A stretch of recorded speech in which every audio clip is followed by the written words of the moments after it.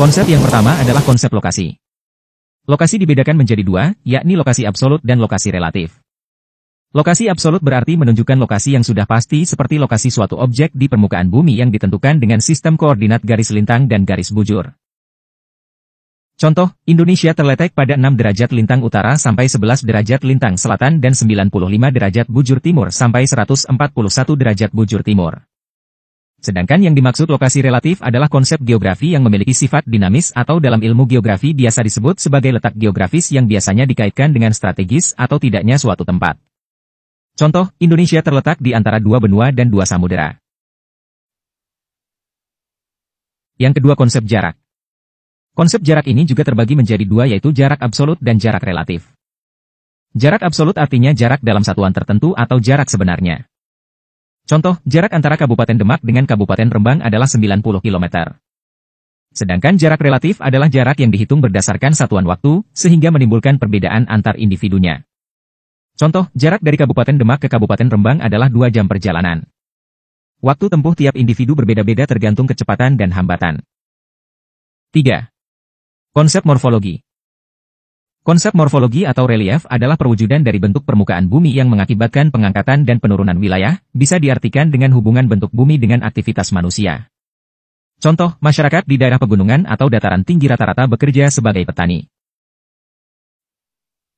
4. Konsep keterjangkauan.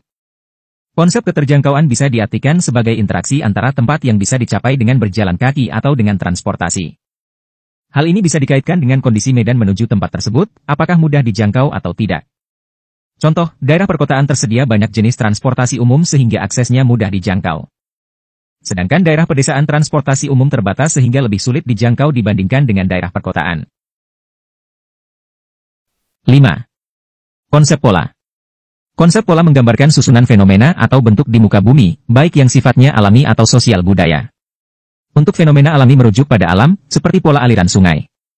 Sementara untuk fenomena sosial budaya merujuk pada manusianya, seperti tempat tinggal. Contoh, pola pemukiman memanjang, memusat, menyebar. Pola aliran sungai dendritik, rektangular, trellis dan sebagainya. 6. Konsep aglomerasi. Aglomerasi atau pemusatan adalah pengelompokan suatu peristiwa dan fenomena yang dikaitkan dengan aktivitas manusia. Contoh, sekelompok penduduk cenderung tinggal dengan tingkat yang sejenisnya, sehingga muncul istilah kawasan elit, daerah kumuh, dan lainnya. 7. Konsep nilai kegunaan. Konsep nilai kegunaan berkaitan dengan manfaat yang diberikan pada wilayah tertentu pada manusia. Konsep nilai kegunaan sifatnya relatif, artinya antar manusia akan menerima nilai guna yang berbeda-beda.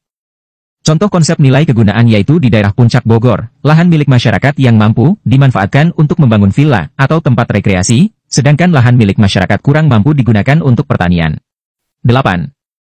Konsep interaksi dan interdependensi. Konsep interaksi dan interdependensi berkaitan dengan kebutuhan masyarakat di wilayah tertentu terhadap wilayah lain. Hal ini karena setiap wilayah tidak akan bisa memenuhi semua kebutuhannya sendiri, sehingga tetap membutuhkan wilayah lain yang akan memunculkan adanya hubungan timbal balik. Contoh konsep interaksi dan interdependensi adalah pergerakan barang sandang dan teknologi dari kota ke desa, sementara pergerakan barang pangan dan tenaga kerja dari desa ke kota. Baik kota maupun desa saling membutuhkan satu sama lain. 9. Konsep diferensiasi area. Konsep diferensiasi area berkaitan dengan karakteristik yang khas di daerah tersebut yang tidak dimiliki daerah lain. Ciri khas tersebut bisa dimanfaatkan sebagai mata pencaharian penduduk. Contoh konsep diferensiasi area, yaitu pertanian sayuran dihasilkan di kawasan pegunungan, hasil laut dihasilkan di kawasan pantai, dan padi dihasilkan di kawasan yang relatif datar. 10. Konsep keterkaitan ruangan. Konsep keterkaitan ruangan bisa diartikan sebagai konsep suatu wilayah yang dipengaruhi dengan wilayah lain.